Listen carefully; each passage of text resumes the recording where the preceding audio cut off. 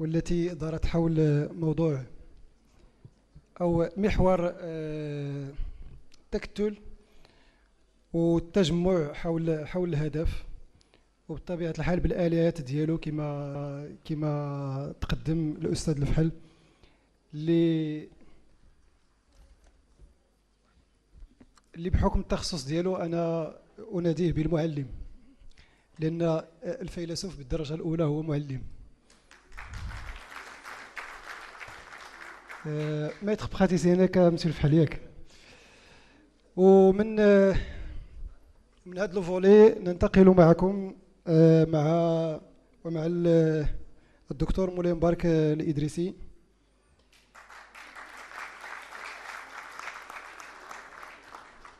ومن بين لي ديفي لا بروفيسيون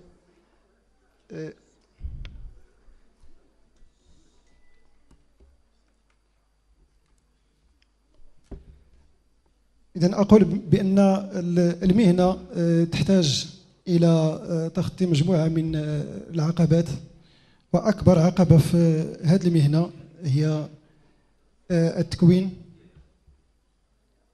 المستمر، لأن بدون تكوين مستمر فالصيدلاني أو الفريق الصيدلاني أو لي براتيسيان في لي ميتي دو لا ميديسين اون جينيرال كيكونوا ديباسي. دونك غادي نتلاقاو مع مولاي مبارك الإدريسي في محور لا فورماسيون كونتيني اون نيسيسيتي او ديفي دو لا بروفيسيون. شكرا مولاي مبارك. مولاي مبارك يشتغل منذ مدة طويلة ليست بالقصيرة في ميدان التكوين، وهو يدير أحد المعاهد الرائدة والمتقدمة في ميدان التكوين في المغرب اللي هو ليكول غاليا. وأيضا فهو صيدلاني بمدينة أكادير.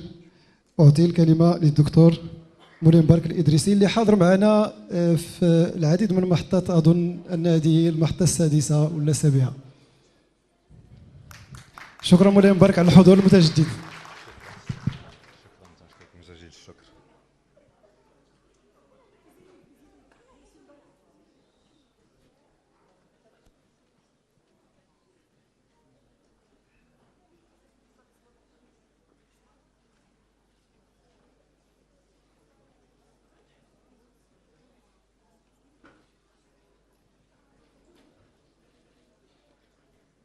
تنشوفهم ونطلع على العمل اللي تيقوموا به. صراحة تنطلب من الحضور الكريم باش يصفق المكتب المسير بعد ما الناس كلهم تيساليو العمل ديالهم، بعد ما تنساليو العمل ديالنا مع 20 ولا 19:30 كل واحد تيدخل في حالته عاد، وهما تيقولوا بسم الله تيشمروا على يديهم باش يدافعوا على المهنه ديال لو كولابوراتور اون فارماسي، وباش يوجدوا واحد العدد ديال الانشطه اللي تنشاهدوها خلال السنه. فلكم التحيه وربي يخلصكم. Donc,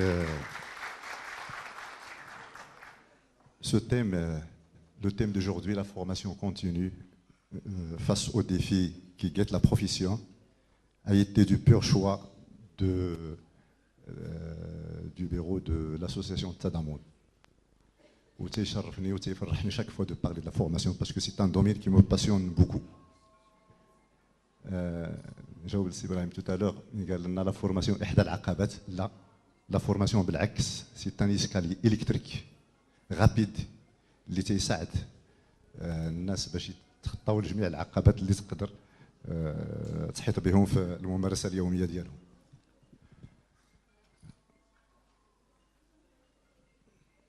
La formation continue.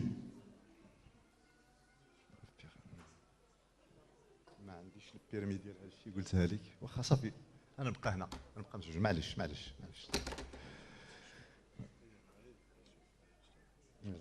عندي واحد اخر في فوالا سي بون. ميرسي بوكو.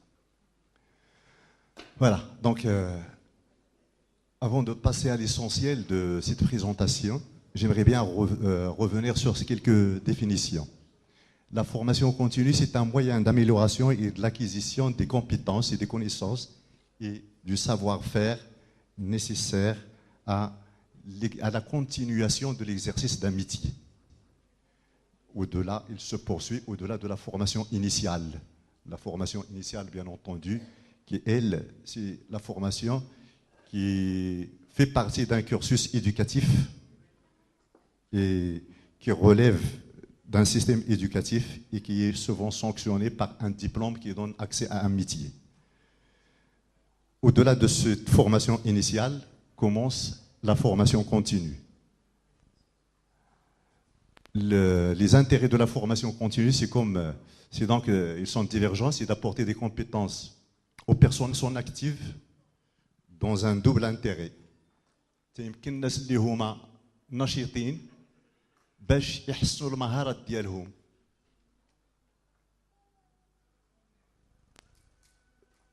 dans le cadre de l'amélioration de la qualité باش يحسنوا la qualité في l'organisation اللي تينتميوا ليها مثلا في اطار لي نورم ايزو اللي تيسعوا لهم واحد العدد الشركات كذلك تيحسنوا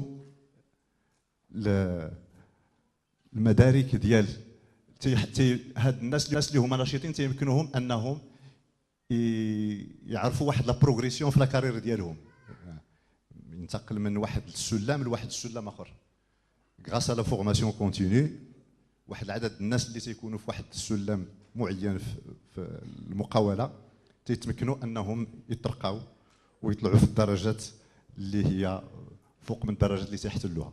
La formation continue également est destinée les personnes en quête de l'emploi. Pourquoi?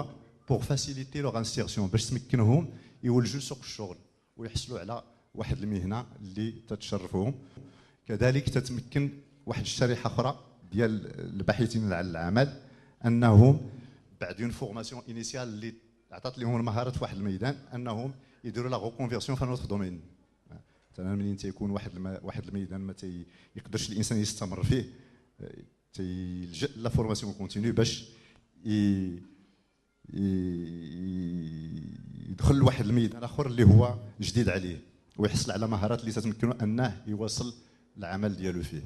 En officine, la formation pharmaceutique continue, il a pour objet d'assurer l'entretien et le perfectionnement des connaissances de l'équipe officinale, aussi bien le pharmacien que l'aide pharmacien. Ceci dans le but d'améliorer la qualité de service rendu aux clients. Donc, il a تنلاحظوا من هذه la petite définition اللي هي تشكل جزء من la définition العامة ديال la formation continue في les autres domaines d'activité. تنلاحظوا أنها la formation continue n'est pas uniquement destinée le pharmacien بقدر ما الفارماسيان حتى هو اللي كونسيرني بها. علاش؟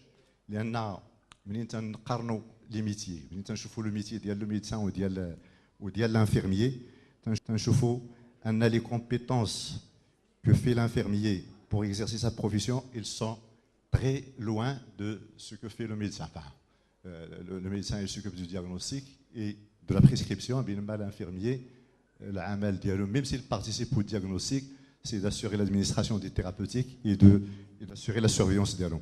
على عكس la profession ديالنا تنشوفوا ان واحد العدد ديال لي كومبيتونس اللي تيحصل عليهم لو فارماسيان واحد العدد ديال لي زاكتيفيتي كوتيديان لو فارماسيان تيقوم بهم تيشاطروا لي فارماسيان وتيساعدوا فيهم. دونك ملي تنقارنوا لي دو بروفيل دي تاش تنشوفوا ان ابوبري اون في كلنا تنتعاونوا على لي ميم زاكتيفيتي كواكو bien évidemment le niveau de compétence de chacun est différent.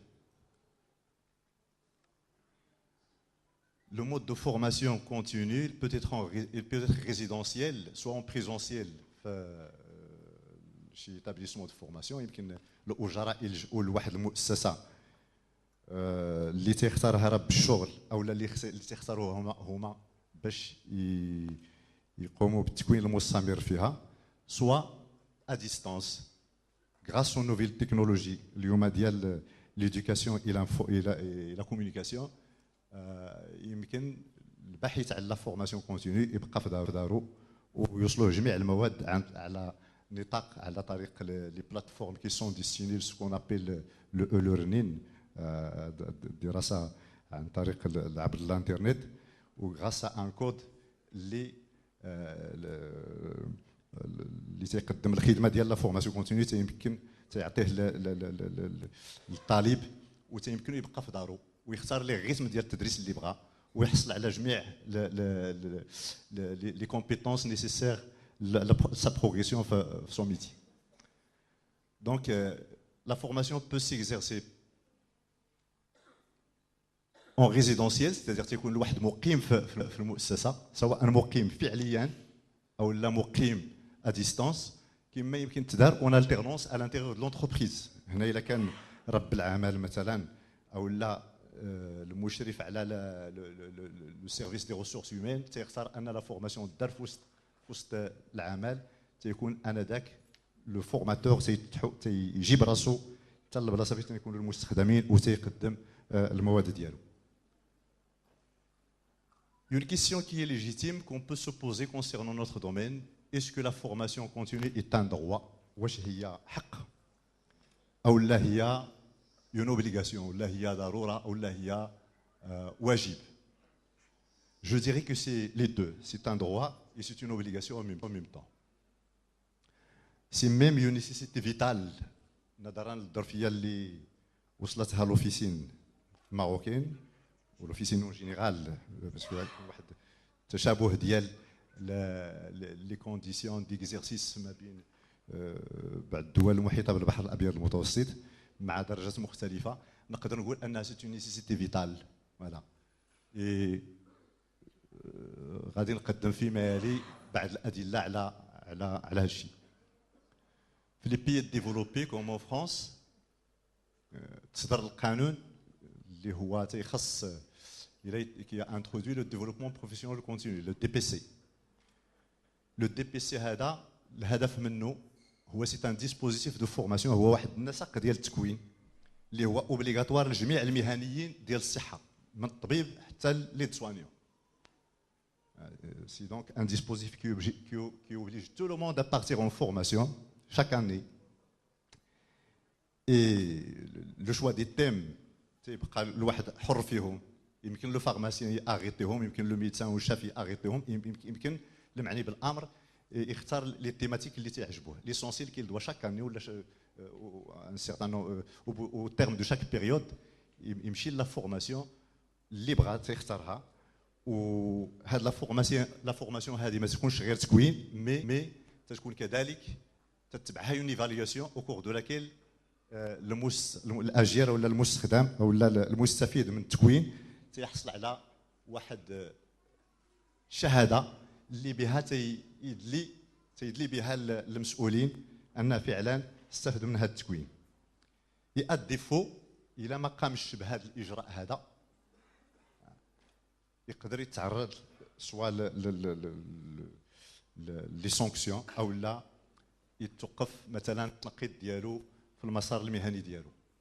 لوبجيكتيف سي d'assurer le perfectionnement des connaissances.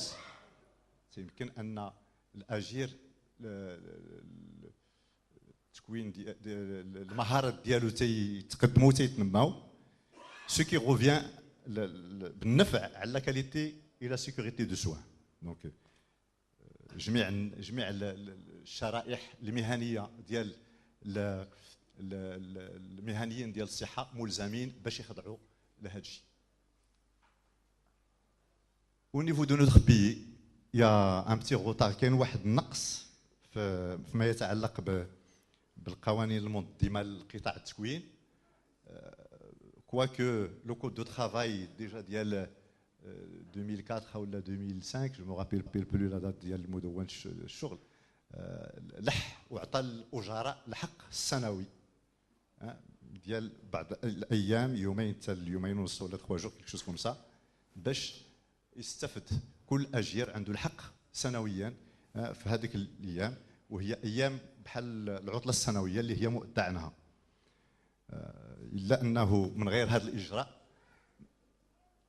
اون ماتير دو ليجيسلاسيون فيما يخص سن القوانين، البلاد ديالنا مازال متاخره في هذا الميدان الدليل على ذلك on n'a pas encore de loi de formation continue. مازال ما عندناش القانون ديال التكوين المستمر اللي ما غاديش نقارنوا روسنا بفرنسا ولا بالدول الاوروبيه اللي هما صدروه وسنوه من شحال هذه، مي غير الجزائر الجزائر حدانا وتونس تيتوفروا على قوانين منظمه لهذا الميدان. الا انه الشيء المشجع هو انه كاين واحد لو بروجي دو ديكري، واحد لو بروجي ديال المرسوم اللي تقدم به وزير الصحه، واللي هو الان بصدد الدراسه ما بين الفرقاء اللي تعنيهم الامر، ما بين هيئات الاطباء وما بين لي فاكولتي دو ميديسين وما بين وزاره الصحه وما بين لي زورغانيزاسيون دو فورماسيون. هذا القرار الوزاري ديال وزاره الصحه تعني بوغ ان ديبي لو كور ميديكال، وتنظن انه عما قريب غادي يكون واحد القرار مماثل اللي غادي يعني الصيادله ويعني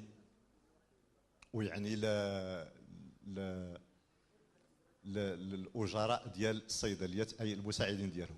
مي الا جينا نتمعنوا في لا لوا 1704 يعني القانون ديال اللي هو بمثابه القانون الاساسي لمدونه الادويه، اون غرو بلا ما ندخل في ديتاي تنلقاو ان هذه المدونه il somme le pharmacien à respecter les bonnes pratiques. هو القانون المدونه الاولى اللي تتعلق بالصيدله والادويه اللي هي il introduit les bonnes pratiques de préparation, de conservation, de distribution des médicaments. Donc dans le but d'assurer une qualité de service rendu aux patients. معناه ان جوج ولا ثلاثه ديال البنود في هذه مدونات الشغل تتلح وتتحت وتتلزم لو فارماسيان باش يحترم قواعد ديال حسن التحضير وحسن التصبير وحسن تصريف الادويه من اجل ضمان واحد جوده الخدمه ديال العلاجات المقدمه للمريض. هذا الكلام هذا الا جينا نتمعنوا فيه غنفهموا منه انه ديجا ضمنيا تيحط لو فارماسيان باش يقدم هاد جوده الخدمه الي اوبليجي باش يحصل على لا بون انفورماسيون.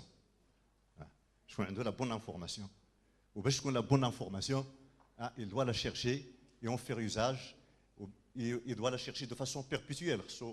باش تكون لا بون انفورماسيون اي لانفورماسيون بيرتينونت سي لون سي كو في الميدان ديال الطب والميدان ديال الصحه اون جينيرال المعلومات و لي كونيسونس رابيدمون تيقدموا باش le pharmacien y assurer les bonnes pratiques de fabrication et de dispensation.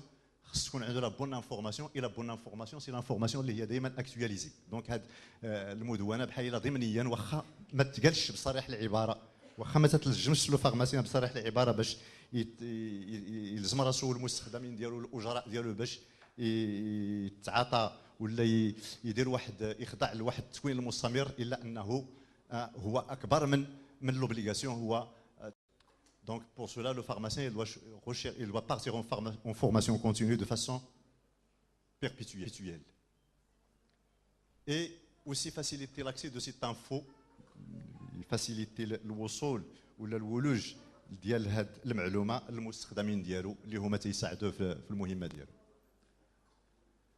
لي فارماسيان ايتيل لوسي كونسيرني، واش المستخدم ديالو هو السؤال اللي طرحت قبيله، واش لي فارماسيان ايت لوسي كونسيرني؟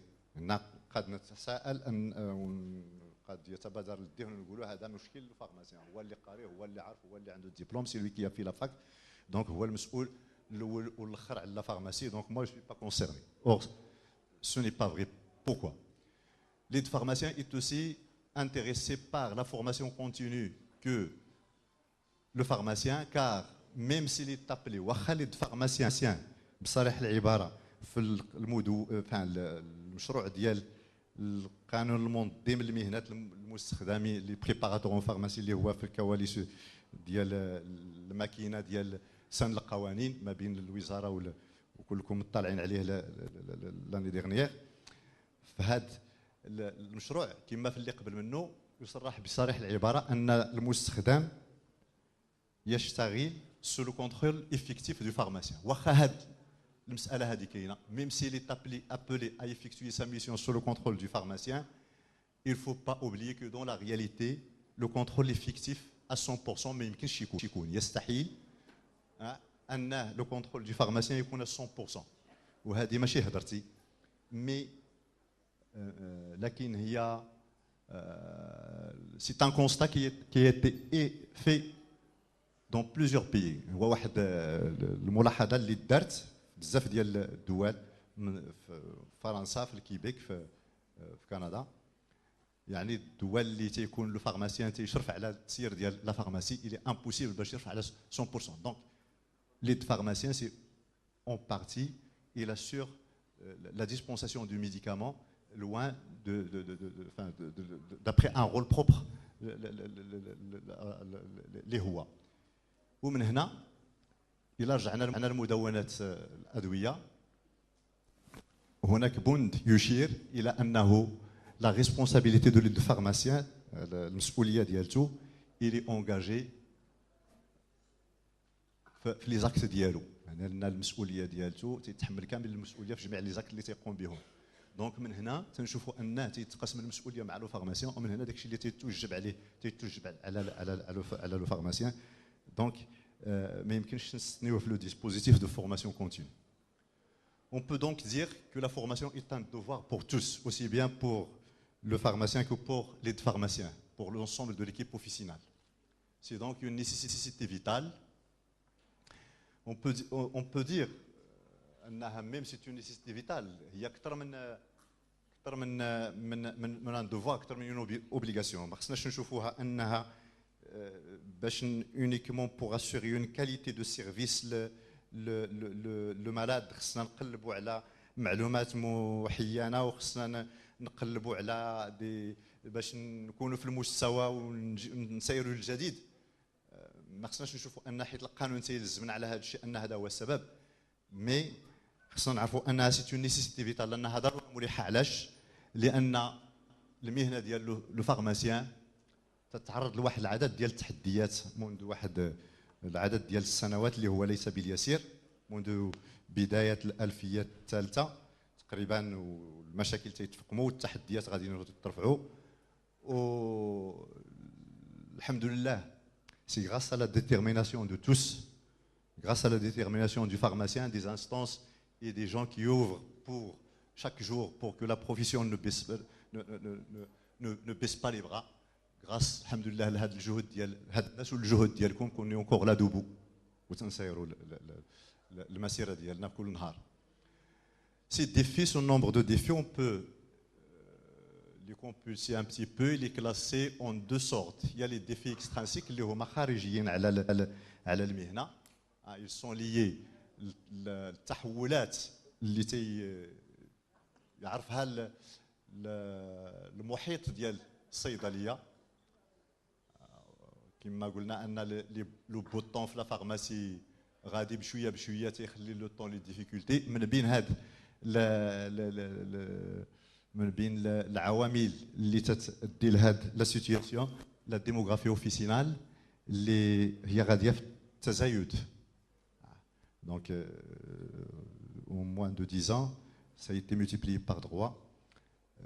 Donc, هذا نقدر نقولوا هو عامل داخلي عامل خارجي, غنصنفوه في العوامل الخارجيه بقدر ما هو داخلي. مسألة ثانية, un autre facteur, c'est que le monopole du pharmacien غادي وتيتهرس. Donc, le médicament vétérinaire مشى من شحال هادي, les dispositifs médicaux مشاو من شحال هادي, les cosmétiques ولا parapharmacie تنشوفوهم فين وصلوا, et le médicament il est attaqué tout le temps. Il a بقى le pharmacien, si on reste les bras croisés, on بقاو de simples dispensateurs de médicaments, de simples بيع شرايه, هاك خذ سير ورا. باش غادي نختلفوا على الناس الاخرين اللي يجيو يشتغلوا في لا فونت شاك جور ديال لي ديسبوزيتيف ميديكو. ما غنختلفوا عليهم الا بواحد المساله, الا بالتنميه ديال الكفاءات ديالنا, اللي النهار الاول هذوك الكفاءات وهذيك القدرات وهذوك المهارات اللي حصل عليهم الصيدلي ولا الطاقم ديالو هما اللي تيجوستيفيو ليه، هما اللي تيبرهنوا ليه على انه تيستحق دون غيره تصريف الادويه والتصرف فيها. الى واحد النهار ولا كل نهار هملنا هذه المساله هذه، هملنا ان هذاك العلم وهذيك المعرفه وهذيك لا كومبيتونس اللي هي خصها تجدد يوما عن يوم، هي اللي تتعطينا الحق في هذا باش نحتكروا التصرف في هذا الميدان، راه ما غادي يزيد يجتهد الميدان ديالنا الا تقهقر نهار على خوه. والعكس صحيح، الا نضنا لهاد الكفاءات وهاد القدرات وهاد لي سافوار اللي بهم استحقينا نتشرفوا بهذه المهنه اللي تنمثلوها، الا نضنا وتنحاولوا نتهلاو فيهم وننميوهم، غادي نديروا لا ديفيرونس ما بين الناس جميع، بيننا وبين الناس اللي تيحاولوا ياتاكيو المونوبول وتيحاولوا يزاولوا المهنه ديالنا بطريقه غير قانونيه. اوتر فاكتور هو انه تيجي من لوتر فاكتور تيجي من لي باسيون. لي باسيون دaujourd'hui sont de mieux en mieux informés. الانترنت، الجرائد الى اخره، بعض المرات تيجيك لو باسيون بشي مسائل تتقول هذا منين مخرج فين نقرا. دونك سي لو فارماسيان اي سون ايكيب نيسي با ديتر على هوتور اي دو تروفي ريبونس ويساير لو باسيون اللي غادي يخليه الركب، وبالتالي غادي ماشي غير يمشي له لك اليوم، مي المهنه ديالته تمشي ككل. Autre facteur, la transition épidémiologique. Donc, on assiste في la population marocaine كما واحد العدد ديال الدول اللي هي تتشبه لبلادنا، انه واحد العدد ديال الامراض اللي كانت متفشيه في لو بروفيل دي باثولوجي اللي كانوا في الثمانينات وفي التسعينيات، اللي كانت غالبا لي مالادي انفيكسيوز، لي مالادي تيوب ديجيسيف، تبدل كومبليتمون، ولاو دي مالادي نورو بسيشيك، دي مالادي كارديوفاسكولير، دي مالادي ميتابوليك، هما اللي تيسيطروا على اسمو الاغلبيه ديال لو موتيف اللي تيجعل المرضى ديالنا تيزورونا في الصيدليات. اذا الى ما واكبناش هذاك التحول عن طريق البحث على كل ما هو جديد في هذا المضمار، غادي يخلينا نركب لي فاكتور انترانسيك. لو بروميير فاكتور وهو il est lié au progrès scientifique et l'émergence exponentielle، يعني واحد الارتفاع، واحد الكم هائل ديال المعلومات في الميدان والاكتشافات في الميدان ديال الطب والميدان ديال الصحه اون جينيرال. chaque jour on voit que des recommandations، واحد التوصيات جداد فيما يخص العنايه ببعض الامراض المزمنه. هاد التوصيات القدام مشاو وعاود داروا جداد. واحد الطريقه كنا تنشتغلوا بها اكل عليه منذ واحد الزمان ما بقاش عندها محل، منين تنواصلوا العمل بها تدير الضرر على المريض قدر ما غادي تنفعوا. دونك الا ما كان شيء، الا ما كناش تنقدروا نسيروا هذا الكم الهائل ديال المعلومات اللي تيحدثوا يوميا في الميدان ديالنا، غادي يخلينا نركب كذلك. لا ميم شوز في لينوفاسيون دي ثيرابوتيك، واحد العدد ديال الادويه شهريا ولا سنويا تيجيو، وانتم je n'ai pas à vous donner des exemples, on peut en citer par dizaines. واحد العدد ديال لي ثيرابوتيك اللي كانوا تيستعملوا في بعض الامراض اللي هما كيدخلوا في ديزانديكاسيون نو سون بلو يوتيليزي او لا سون ميم دونجورو. واحد العدد ديال لي برودوي اللي كانوا في واحد اون بروميير انتونسيون في شي علاجات ولا اون تروازيام ولا اون كاتريام انتونسيون. اذا خلاصه القول لانفورماسيون ولا كونيسيونس سيونتيفيك il devient rapidement caduque. هي بحال ديك لي بواط ديال لي ميديكامون اللي عندنا في لوفيسين، ما هي شيء واحد لانفورماسيون، ما هي شيء واحد لا كونيسونس اللي تتبقى دائما، وانما عندها واحد لا دات دو بيرامبسيون اللي تيفوت واحد الوقت تيجي ما احسن منها ولا تيحل محلها حاجه اخرى. دونك الا ما كنا شيء تنواكبوا هذا الشيء غادي يخلينا نركب وغادي نزيدوا نفقموا الميدان ديالنا اكثر مما هو متفاقم.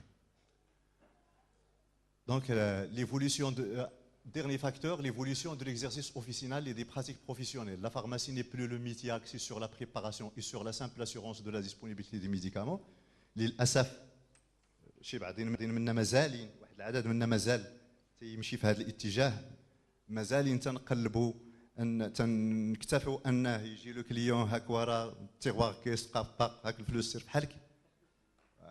الشيء اللي هو ومنين وتنفكروا غير في لو تيغوار كيس، منين تيدوزوا 50 60 70 80 كليون تيمشيو، تجي العشيه تنسدوا تنحسبوا له تيغوار كيس داز النهار بخير. دونك مازال في بعض الناس سواء في جميع الشرائح المهنيه اللي تشتغل في وسط الفارماسي تيشوفوا بهذا المنظور. للاسف هذه الطريقه هذه ما تشرفش المهنه، لان علاش؟ الى بعدنا على كل ما هو على على لو كوتي الجانب العلمي والجانب المعرفي والتنميه ديالو اللي هي تتشرف المهنه ديالنا، واكتفينا اونيكمون بلي طاش اللي هما مانويل، تو سكي مانويل، ما غادي تكون حتى شي قيمه عند لا بروفيسيون دو فارماسيان. انما عمر شي مهنه تيشرفوا هذه الطاش مانويل كيف ما كانت المهنه. اي مهنه اللي تيشرفها هي الملكات العلميه اللي عند الناس اللي يشتغلوا في هذه المهنه هذه. العلم هو اللي تيرفع.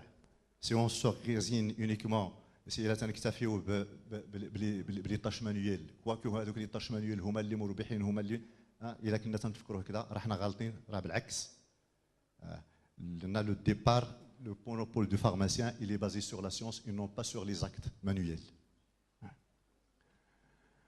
Donc le pharmacien est appelé aujourd'hui à jouer un rôle important dans la prise en charge de la santé publique des populations. Il doit donc trouver sa place au sein du couple patient et jouer son rôle au sein du couple patient-prescripteur. On ne parle même plus ailleurs, ما بقيناش تنهضروا في بلدان وحدين اخرين على لو كوبل، مي تنهضروا على لو تريو، لو فارماسيان، لو باسيون، لو بريسكريبتور اي لو فارماسيان.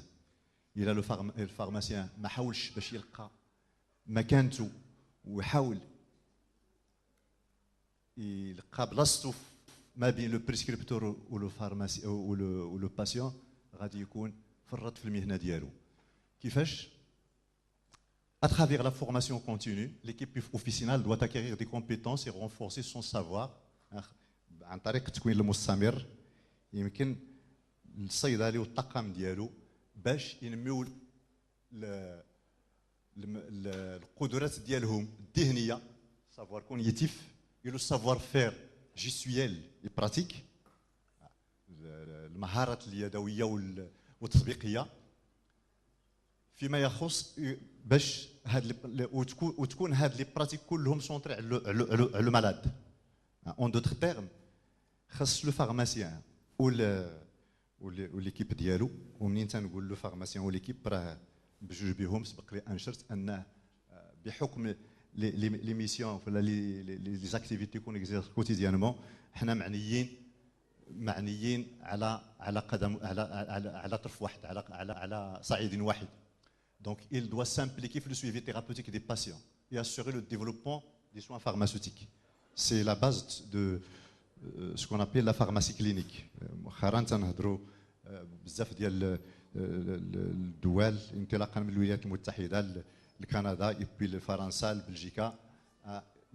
La notion de la pharmacie clinique, la pratique de la pharmacie clinique prend de plus en plus de la place. Et la pharmacie clinique, ça a واحد الأهمية l'éducation thérapeutique du malade. L'éducation thérapeutique اللي هي une pratique، هي واحد